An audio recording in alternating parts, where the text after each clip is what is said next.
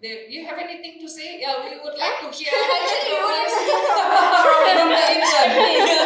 I was told before this podcast that we will hear more from the It is from the.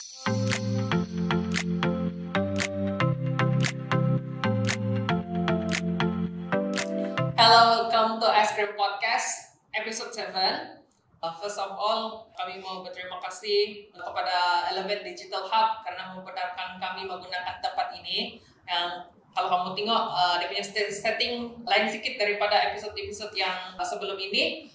Tempat ini actually classroom. They managed to convert it into a studio. So which mean what they are trying to show here, the classroom also can be a multi-purpose, kan? So shout out to Nadia. Yes. Oh, booking ada nomor booking nggak di sini? So okay, yeah. Talking about classroom. So me and Miss Faizra, maybe our era sudah habis yang waktu bersekolah. Mungkin are you going back to your university classroom? Oh yeah, forgot to intro. I'm Kelvin. I'm Shazwani. Faizra. Yeah, Shazwani is actually our producer and also berapa bulan sudah kau intern di Elevate Academy? 3 months. Okay, 3 months. So are you still going back? 3 months. 4 months. Next month is the 4th month. Oh yeah. What happens? What do you mean? What happened?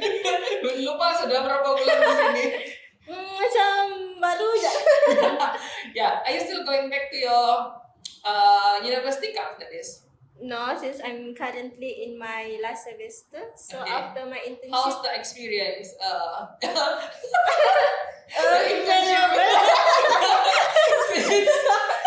Very good. I hope that's the genuine answer lah kan? Yeah. This question, another question. Yeah. How's your experience? Yeah. You still can recall apa punya experience doing your first internship after? Interesting question. Sebab saya sebenarnya tidak pernah buat internship. Okay. So How do you do? So I studied overseas and my degree didn't actually require me to do industry placement. Oh, okay. Yeah. Is it memang overseas? I think in my uni, memang tidak ada, most of us memang tidak ada internship. Yeah, tidak ada internship Not punya. required. It's not required. It's not only in UK. I studied in UK. I think dekat New Zealand and Australia pun dia tidak require juga. So yeah, it's for me macam kalau that's why bila balik Malaysia kan macam surprise juga lah yang internship tu is actually a requirement for all courses in Malaysia. So mandatory.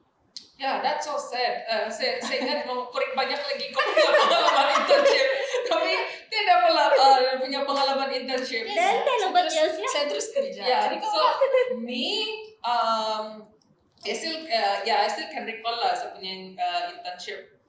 Yalah, intern juga kan, our working hours a bit different from yang full time punya. So we only because I work in a company yang Saturday and Sunday also they have to buka the kedai, which ada kedai yalah technician punya department. So I was in the technician department. So since I'm the intern, I only have to work Monday to Friday and ikut office hour. So tidak payah ikut kedai tutup sampai pukul 10 malam. So that's the privilege that I remember I can enjoy. when was this? 2000. 2000. This mine is rusty already, so it's okay. I'm not sure if you guys familiar or not. It's all over the internet now. Let me try to baca sedikit dia punya summary. Rashifa, a student from University Malaya, initiate a campaign called Intern Bukan Guru Percuma, which is and it become popular on the internet. Obviously, sudah viral kan. So one of her main key points was the government raised a minimum wage to 1,500 But this increase did not include interns. And also because of this, interns in Malaysia don't have the same protection as regular workers under the Employment Act. This also put them at the risk of being taken advantage of by the companies lah. So, and also this also dapat attention from the higher education minister and also our prime minister. So yeah, what do you think about it? Okay, I want to ask you because last week kan you sent us picture on Telegram you that you you made Rashifa last week. Oh, not last week, this early week. Yeah. So actually, you want to know my opinion? Yes. About Yeah, how do you feel when you meet someone yang viral on the internet, yang the issue still hot? Okay, Rashifa is a friend. Yeah. So it's Okay. someone new that I met. Yeah. But I think from the very beginning, it's an issue that I think, even though I didn't do internship, but it's something that I can somehow relate to, and I support whatever it is that she advocates. Meaning, you should pay your interns an allowance, right? I think the issue is not how much, it's whether you pay or not the interns, Yeah. right? Yeah, since you run the company, kan you paid your intern or not? I think siapa intern possible lah. Coba tanya dia. Yeah, so the laughing is answer everything lah kan, explain everything. Dia punya ceria. Itu sudah subtitle. The one is come interns at Elevate. Yeah. What do you think about the campaign yang what Rashifa is doing? Yeah, since it's over on my social media juga, and I came across banyak opinions about the campaign, like the pro and cons about the campaign. Some are giving opinions on behalf of the company, like what happened if our government is to set mandatory to give allowance. Some commenting about it, and some also commenting about the intern experience lah. And I think why this campaign is macam kena raise balik, kenapa kita patut bayar intern is because maybe tidak banyak orang aware tentang the truth of what happening during students punya internship, like kebajikan intern. Macam some of them are being overworked, but they are not getting a single cent pun for their work, and also intern ni they are no longer in the university but still they are required to pay yuran full juga for their university. So I think that some of the reasons why this campaign is being raised again lah, sebab mau jaga kebajikan intern. Yeah, I think that makes sense also because when they are doing their internship, the student have to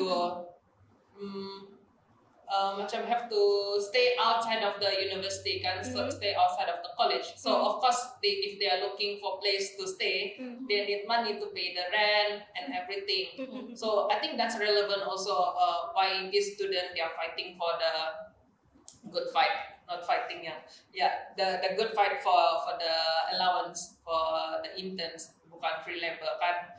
So yeah, as someone who runs the company, what make you think that you want to pay the intern? Wow. Yeah, which is you have option probably. You just give them a few benefit without paying without giving them allowance. What make you think that in the first place you should give Because allowance to the interns? apparently not all companies think the Yeah. same as you. To No, pay but the intern. that's the thing. I think it's something yang shouldn't be a question whether I want to pay or not pay, because there's no way around it. I think for me the answer is simple. Interns also have bills to pay, like you say.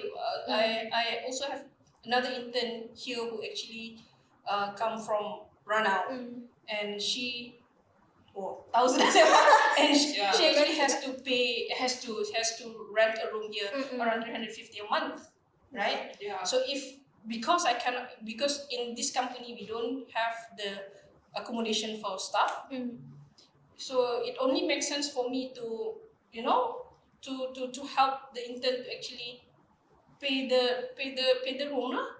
Kan, and then lagi pun you have to think about diorang punya the transport to come to work from diorang punya rumah sewa, and then dia punya makan lagi. Everything is cost. Yeah. So for you to say, oh, I actually have the option not to pay, it's something I never actually thought of before this. So I don't understand why some majikan out there yang macam, oh, we actually pay our interns only 50 ringgit a month. It happens, right? I've heard this news, kan? I've heard this somewhere else. It's just, I don't know, it's just something yang susah mau hadap. I cannot relate at all. Yeah, I also when I heard when I see all over the internet the campaign is going on, kan. I kind of like ask around my friend also, ada masih lagi kah berlaku macam ni yang the company didn't pay intern for apa? Terus they say kan, yes, kesian juga. And then my heart kan, we are living in the 2023 and there is still company. Yeah, so that's the thing, right? So when bila viral pasal intern bukan guru paksa punya campaign, in my Facebook, in my newsfeed, saya nampak tahu some majikans who happen to be my Facebook friends, kan dia macam cakap, kalau kita ada option tahu, dia bilang, so company bagi peluang untuk kamu datang intern, kita bagi kita punya terms and conditions, and then if the intern's willing to accept the terms, then okay lah, kenapa bising lagi? But itulah, I think you have to have some orang bilang empathy juga lah, kan. It's only logical you ask someone to actually do work. It cannot be for free. Kan, cannot be for free. Berapa pun kamu bayar, maybe 50 ringgit is too little. Reasonable amount lah. And I don't think in this campaign pun Rashifa or the campaign is asking for minimum pay. If you can do that, even better. But if you can bagi sikit pun reasonable amount so that they can survive every month, pun okay sudah sebenarnya. Even better lagi if you can provide accommodation. But that's, maybe not an option for small companies. You do what you can lah, I think. That actually reflect to the company how they take care of the well-being of the interns and also the welfare of the interns lah, kan. If you appreciate someone who like do all the works for your company, kan, you like you said, like ada empathy lah, dia helping my company. I also take care of your well-being and also the welfare, kan. So do you have anything to say? We would like to hear. Actually, from the intern. I was told before this podcast that we will hear more from the it is from the tapi tiba-tiba macam berat sebelah. Of course lah, I support fully the campaign by Rashifa, but I came across macam yang mention tadi, ada few comments yang against the campaign because they feel like, why are these interns feel entitled to get paid and all when the companies are the one that give the training and skills so that the interns or students can finish their studies. But actually, I think these days most interns, I think all interns they are actually give their all while doing their internship, so they not just basically just spending their time just to complete their studies. They bukan buang masa just to complete their studies lah macam tu. They are giving their all during their internship. So if these interns are doing the jobs that that were supposed to be done by paid employees, I think it is reasonable lah for them to get compensated, kan, if they give contributions to the company. Macam tu. So that's my opinion lah. When some how do you feel when someone from your intern punya line fighting for allowance? You mean Yeah. Saya support lah macam tu. Of course lah, saya support kan. Sebab before saya apply internship dengan kawan-kawan pun, the first thing yang kami akan tengok is, do these companies offered allowance? Because to be pun kita semua perlu duit untuk survive juga lah kan. So if I am contributing to these companies, am I getting paid or not? So yeah, the allowance is the first thing we look when we are finding the companies for internship. Yeah, since we are in the Aiskrim Podcast, I was like, sorry, awal-awal I supposed to invite jemput makan ice Ya, cream. saya nampak cair sudah. Tadi saya tunggu sejak nak jemput. Makan juga, tapi saya jemput sila contribute idea juga ya. So, macam mana? I mean, Kelvin, what do you think? I think from my opinion, because I already at the age that many of my friends who run a company, a small company lah. So I would like to suggest that to my friends, don't normalize yang kasi continue the culture yang not paying intern if you run a company and getting interns lah. So this is one way also we can break the what do you call this yang kasi stop the normalize not paying interns, because we see them, we respect, we value them also as a humans, as a so that's one way lah. Yeah, if you guys remember in 2018, I think the government has passed sudah ada for civil servants lah kan. Memang there is a pekeliling for government agencies to actually make a minimum salary for interns. I think around 800, that's the minimum. But whether or not itu kena enforce sekarang, that one I'm not sure. Tapi it's something for the private sector. Obviously, as of right now, kita tidak terikat dengan itu pekeliling. So itu pekeliling hanya untuk jabatan-jabatan kerajaan. But what we can do more lagi, instead of cakap, interns are not full-time workers, so they're not covered under Employment Act. I think when you are in a position of power, you can definitely do more, do something about it, whether we just draft a policy or something like that to ensure the welfare of the interns juga kan. If it's not under human resource, probably it's something can be done under the higher education ministry.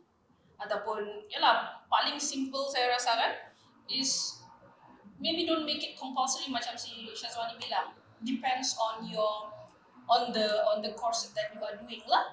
So if you are in the technical punya courses macam IT begitu, software engineering, then definitely it's a bonus if you can experience the working life during your studies kan, to enhance your skills before you go back to uni to finish your studies or whatever. Tapi kalau kau study something yang mungkin macam saya buat law dulu, because the path for us is slightly different. Everything practical yang we have to do is we do that after the degree. Then we can just finish on the subjects, everything, blah blah blah blah, and then baru continue the practical path. So it's something similar yang you can maybe adopt and adjust lah accordingly. Yeah, but it has to start from somewhere lah. It has to start from somewhere. You cannot just ask the interns to berkorban lah ini untuk kamu punya pelajaran juga for you to finish your studies or whatever. But kita pun from the employers punya side, from the government punya side, everyone plays a role bah. Yeah, I would like to add on also. Just be reasonable that we are living in the inflation world. Just think about the intern lah also, like how they survive. If you they work for your company, but they didn't get anything. Just think in that way lah. Yeah, but I have friends who also macam dia ada company, dia ada asrama, dia bagi makan complete lah, pagi petang malam, but they don't give allowance. If kalau begitu macam mana? What do you think? Pas dia suruh duduk asrama, ada orang ada asrama kan, dia bagi makan complete habis, and then no allowance. Yang itu macam mana? Apa pendapat? Given yang sekarang ni yang ada even worse than it, saya rasa yang itu okay jugalah. Walaupun tidak kena bayar. Yeah. Tetap kena provide all the because services. macam dia give and take juga, the company give training and skills, and the students, the interns give helping hands to the company, so they give and take, but still the company cover their welfare macam accommodation, meals. I think that's it's a thoughtful very thoughtful lah for the company. But I would suggest also the company will give options, like it's either in another like it's either allowance or they'll cover the accommodations and the meals and everything, because every individual, the needs is different. So there might be, like if you kasih compare student A, student B, maybe student A datang daripada family background yang lain sedikit, so the family can provide especially allowance, pocket money, and the student B, the family totally cannot provide. So at least you ask them lah, which one is workable for you, allowance or the accommodation, we provide you accommodation. That's my opinion. Yeah, apart from that, I would like to pick this article also. This one apparently from the Star. Do you know that a recently news article reveals something interesting? It turns out that about 20% of SPM graduates, those who finish secondary school, are expected to become a ride-hailing driver. This is coming from the vice presidents of associations mentioned this, and it's pretty cool to see that many SPM holders are considering ride-hailing as a potential career. So I'm not sure this 20% is included Sabah Sarawak, because we always not we always excluded from the kalau whatever what they are doing. I hope this percentage yang kena kira adalah included Sabah Sarawak lah kan, because we are in the Malaysia Madani. Okay. What do you think this what is your first thought when you heard about this article, when you read the article? I mean, the 20% of SPM graduates, SPM graduates, they are more interested to to become P-hailing delivery riders. Yeah. Did you say it was school? You said I think just now you said it was school. Yeah, finish secondary school lah. Yeah lah, you said it was cool. Like it is cool to become. Is it really? It was in the article. Right, and then you think it's cool to become P-hailing drivers? I think while for me, yes, it was. It's cool. Is it? Kalau if you are still, I'm not sure what you are doing, what you want to do after while waiting for the result and everything. It's cool lah to get some exposure and to get some extra income rather than like duduk di rumah saja. Right. But for the long term, if just waiting for your results, then I think it's fine. Yeah. It's okay. But this article ni keluar 18 Jun. So I think it's after SPM results come out. Yeah. So the numbers pun it's actually dia berkisar dengan SPM holders yang sudah ambil results, meaning after SPM they just want to become P-hailing drivers straight away, not continuing studies. So if that's what the article meant, then I think it's not okay. Yeah. Sebab kalau if I'm not mistaken, ada 400,000 pelajar SPM tahun 2022. So 20% is around 80,000. That's a lot. That's a lot. That's a lot for SPM graduates yang they just want to do P-hailing. P-hailing meaning, I think I asked you earlier before the show, you said it's for those yang become drivers untuk food and delivery kan? Food and delivery. Yeah. So do we want 80,000 students, SPM students to become P-hailing driver and as their career? No, we don't. I think this one is a continuation of what we said last episode. Yang kita cakap, if they don't want to continue studies, what are the reasons? Because the article that we mentioned that didn't say what was the reason. It just say okay, some numbers don't want to continue studies. So if this is what they want to do, so it's actually worrying. Yeah, sure. Yeah. Yeah, that's another point of view. But I kind of like macam can relate to this kind of this student. It can be from the perspective that they see they don't want to stuck in the 9 to 5 punya working hours, because e-hailing punya kan it can be very flexible, but so flexible working hours. They can choose what time mau keluar rumah, mau balik begitu. If they want to earn extra income, so they can work overtime. And also I think it's easy but for the entry requirement to be e-hailing. That's why the e-hailing company also kan dia ambil sejak.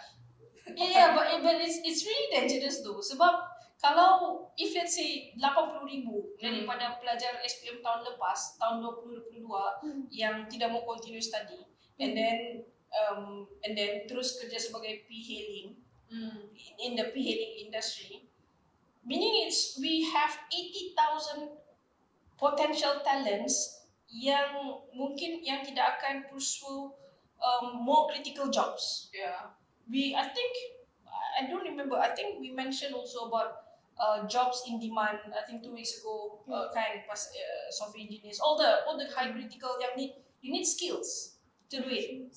So if 80,000 people last year tidak mau continue studies and then they want to become P-hailing drivers straight away, I expect it would be the same for this year's punya SPM students untuk tahun depan, another 80,000. Then kalau this trend continues 3-5 years from now, then we will have a pool of potential talent yang tidak kena tidak reach the high potential yang they can be. Yeah. Kan? So because as attractive as the benefits yang P-hailing industries can offer, flexible hours, and then you probably you earn quite good salary every month, kan, depending on how hard you work. Kita akan terpaksa, I think 3-5 years kita akan kehilangan semua bakat-bakat ni. Kita akan terpaksa import bakat daripada luar untuk mengisi kerja-kerja profesional, kerja-kerja kritikal. It's not helping the country. Yeah. Okay. That's how I see it lah. Yeah. Because we are in the business of talent development. I understand some people might want to go to this route because of financial resources, financial constraint, whatever. Tapi kalau 80,000 is worrying, seriously. It's a lot. It's a lot. Because another article yang saya baca sebelum ni, 400,000 yang duduk untuk SPM last year, around berapa persen, 30,000 orang yang sepatutnya mendaftar untuk SPM, tapi tidak pergi SPM. So from the 400, sudah tolak 30,000, and then you tolak lagi 80,000 yang don't want to further studies. Wah. Yeah. Susah ni. Susah. I kind of understand also from your point of view, but I try to see it. I try to see it from the student punya point of view also. Maybe they are still confused what to do, and whatever. Kau tahu yang last time during those days, during my time, a lot of my friends they like to work in the F&B, punya line, F&B yang included McDonald's, cafe, and everything. Just to cari part time to get extra income while you are still thinking what to do after this, which offer you want to take, because banyak kan juga you can take college mana you want to study. So I will think it that way also, because just that we are in a different era, generation where e-hailing dulu tiada. So I think this is one of the choice orang ada pilihan compare to kerja apa begitu. I think I'm not worried so much, because eventually in some point of their life they will think that okay, I cannot do this for long term. I need something also to sustain myself. Like I need some skills to sustain. Ya, tapi kalau begitu pun kan, sebab berbanding dengan yang dulu kan, I mean, e-hailing sebenarnya is a modern term. For me, e-hailing dulu is just taxi. Kan? It's just taxi. Okay, so e-hailing has been around for a long time. It's just kita modernize dia saja, whatever. If you are talking about mencari side income, I think Shazwani here is a good example. Kan? Dia start habis SPM, I think sebelum SPM kau start kerja part time sudah kah? Masa habis SPM. Lepas habis SPM dia part time, and then even sampai uni pun buat part time juga. So it's something that you can do side by side. Yeah. Kan?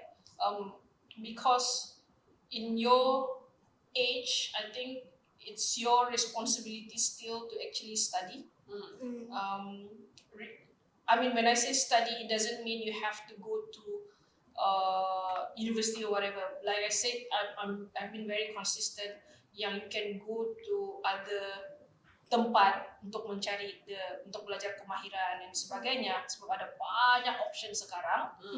Tapi to just stop that altogether and then go for e-hailing straight away, itu for me it's apalah, sebab if the argument is to support your living cost, I think Shazwani is a very good example. Dia study and dia kerja part time juga, something that you can do together. Kan Shazwani, cuba support sikit ba? Ya, betul lah. Tapi kan, related sama aku, tapi saya macam jadi juru anu. Yeah, because I reminded back of when I was still in high school. Actually, it's kadang-kadang disebabkan oleh pengaruh rakan juga.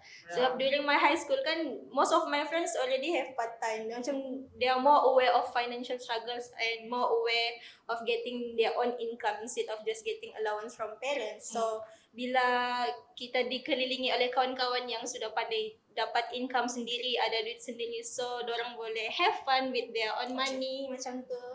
So kita pun macam encourage to earn money bah. Maybe doing part time or lunch or business. So when most of my friends in high school already pandai sudah cari duit sendiri by doing part time semua, that's why after SPM saya pun start cari duit sendiri lah, so I can actually earn for myself. So bila untuk stay with the job after SPM and not pursuing your study too, it's maybe due to their getting comfortable by earning money only, but they didn't see it on a long term. It's true, ada juga some rumors yang said if you do this job yang macam e-hailing, even those yang sudah graduate from university pun is getting the same. Sometimes maybe if you are working hard as a e-hailing riders, you can earn the same, the exact Salary. With those yang baru graduate dari university, that's why lah ada yang terus stay as e-hailing riders or similar jobs macam tu, tapi they didn't see it on a long term. Macam makin lama cost akan makin meningkat. Takkanlah kita mau stay unskilled with the job yang macam tu je kan.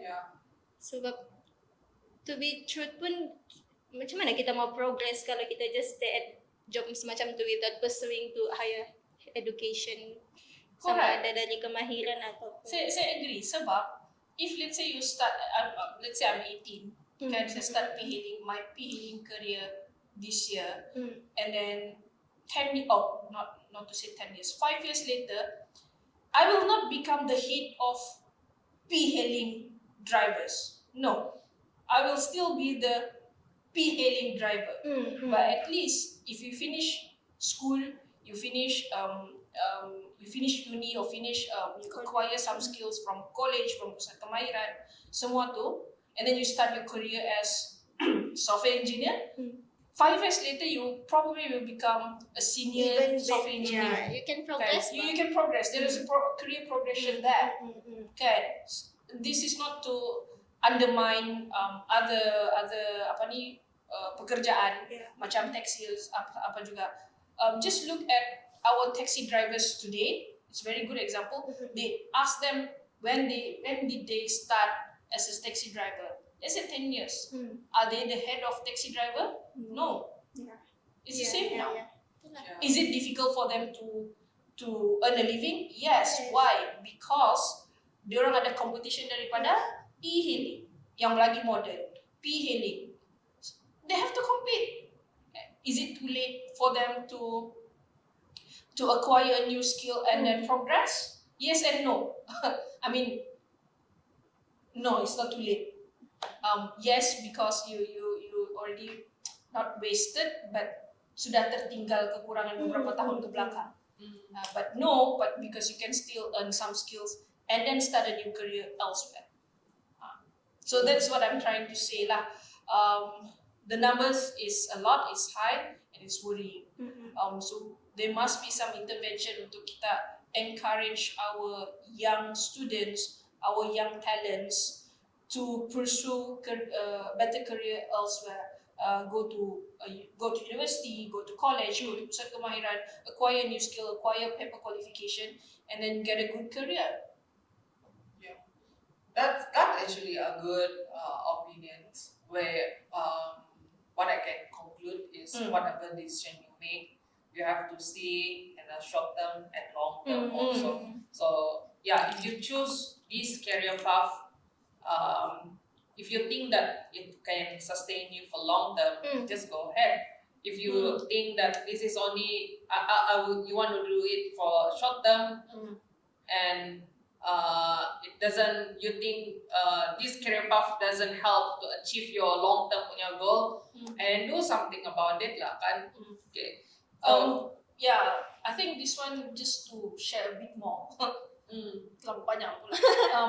But I just want to share my experience. When I was studying in UK, I used to work as a cleaner. Yeah. That to me was just to earn some extra money. But in the cleaning team in that company, there was quite a few people yang macam a lot older than me lah, kan. So I don't know what are their backgrounds, but even to me back then, this is how I learned how to be in a position in a company where you are at the bottom chain, kan, paling bawah. Because after this, hopefully I will not be in that position again. You know, that's how I learned. And then also when I was in KL, I also used to work part-time as an Uber driver. I hope this doesn't come off as someone who comes from like a privilege or whatever, but it was just something that I wanted to experiment, and it was for fun. I was in tengah transition to a new job, and I had some time, so I wanted to try. At that time, the money was good, even though I didn't do it full time. It was just something, something that I want to do today. I just do it, and on a weekly basis, it's good money. But at that time, the demand was high, but the supply was very low. But nowadays, supply is very high, and then demand is also like that. Into the demand. So kalau lagi ramai supply nanti, then the chance for you to actually get the amount that you are hoping for, susah lah, kurang lah kan. And you have to work extra hard. You set flexible hours, but then maybe you have to start earlier.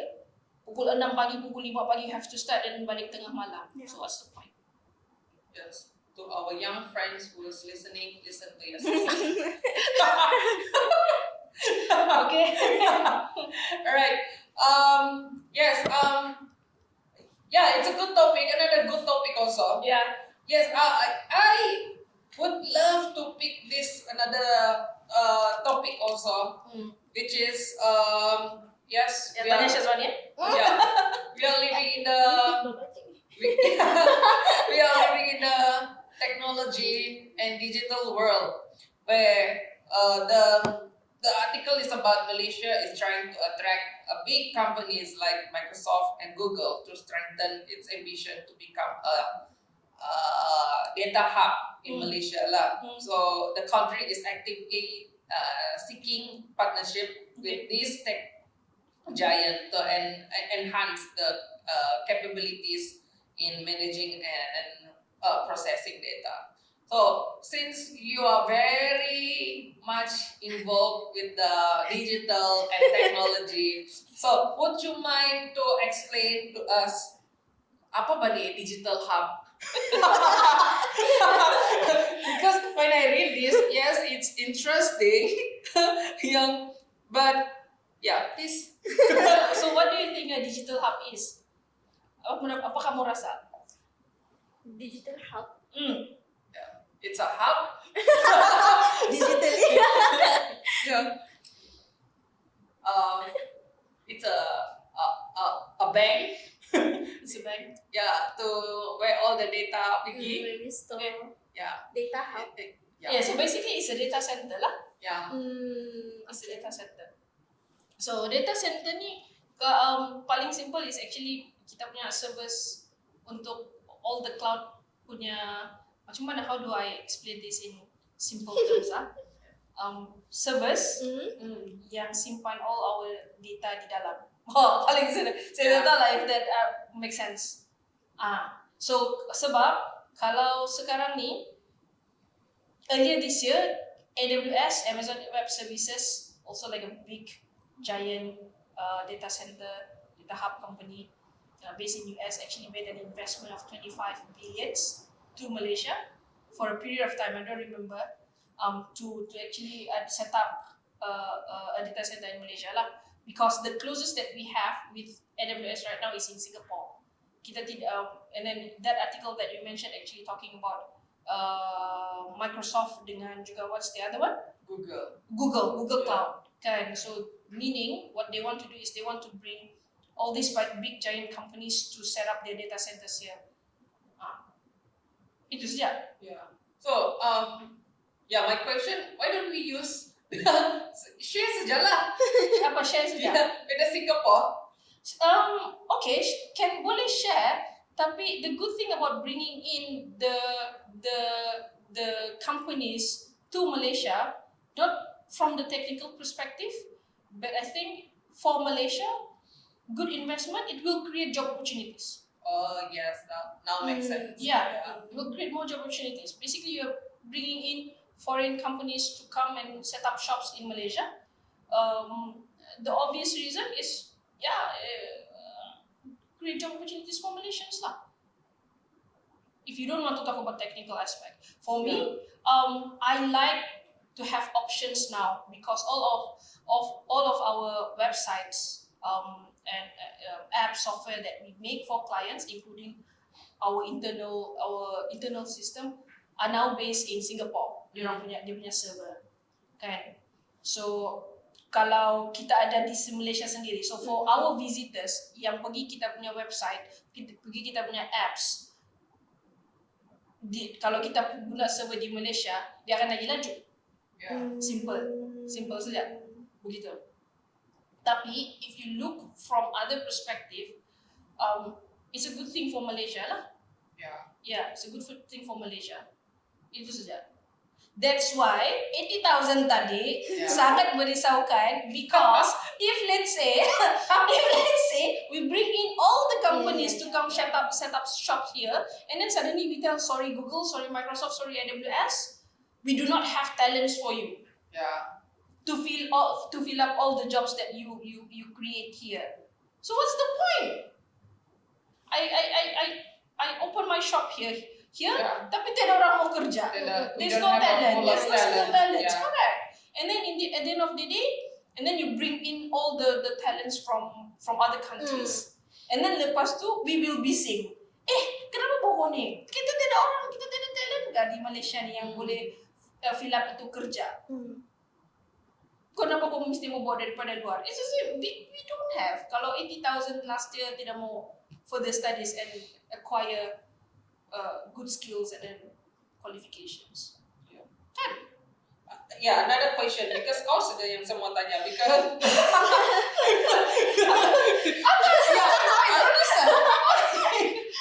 actually after listening from your opinion baru I answer lah. Okay. Okay. So another question. Saya tak bayar lebih kan producer. Yes. Mesti mau ada 2 aiskrim. So, what is the specific advantage that Malaysia have to offer to make this attractive destination for Microsoft and Google to make a data hub expansion in Malaysia? Do you think we have a specific? I think for a foreign company to decide whether they want to make an investment in the country, not specifically to yang ini ni, is whether we can offer good policy to them. So the best example I think what I can think of right now is cukai. Yeah, so because recently Tesla pun sudah buka di sini, kan? Yes. Kan kamu ada nampak kan tuh yang apa tuh? Yang orang walk-in interview paling ramai berhabis tuh. Yeah. So one of the reason why they want to make investments here is because of the cukai exemptions mungkin. Because in order for us to convince them to open shops here is to give some benefits. Okay? We are Malaysia is a strategic country in Southeast Asia. Kalau compare dengan kita punya neighboring countries, in terms of macam kalau pun talents, I think we still have good talents, high talents. You know, we speak good English, I think. And then geographically, it's memang strategic. And then our government, if you compare to other neighboring countries, are very stable. Yes. Yeah, for foreign companies, all they want to see, whether they want to make an entry in a country, is whether the government is stable. Kalau tidak stable, macam mana kau membuat business? Kan? And our government thankfully is stable lah. Kerajaan madani, kerajaan perpaduan. Yeah. Yeah. Selain daripada polisi and then tax tu. Now I can see, the benefits of we are bringing all this giant tech company to Malaysia. First, we can create a lot of job opportunity when the job opportunity in demand. So all the institute, all the colleges, the school also they will provide. Will produce more talents. Yeah. And then talents fill up the jobs, and it will boost the economy. It's a complete circle. Yeah. Right? Yeah. Because I've been telling you guys this. The issue in Sabah is we want to create talents, but we don't have job opportunities. So what we have to do is we also have to somehow magically create job opportunities juga for our talents. If we don't have this part, then our talents that we create, the talent pool that we have, will all relocate to KL. Okay? It will not benefit us. It's the same thing what we are doing. I mean, the government is doing. We bring all the opportunities to Malaysia so that our talents do not have to go out of Malaysia to find better opportunities. Because we've been talking about brain drain, apa semua good talent semua pergi UK, pergi US, pumpang. Yeah. Tapi because why? There's no, tidak cukup opportunity peluang di sini. Begitu. So it's a complete circle. True. Yeah. So you have to look back from where are the talents now? kita start daripada SPM. That's why we want them to go to uni, acquire skills, because other jobs we have to fill up. Yeah. Now I can connect all the dots. I hope you are as well. Yeah. So this is interesting topic, which is we would like to bring to the listeners as well. If you have opinions, if you would like to add your opinion, we would like to bring you to join the discussion as well. You can apa tuh? Yes, please comment down below. Yeah, your apa tuh? Your whatever your opinions. Yeah. So yes, to wrap up this podcast session, thank you for joining. Hey, dia macam orang pula guys. We are. Yes. Yeah, we will see you again in the next episode. Thank you. Don't forget to share, like, and subscribe. Yes, Bye. Bye.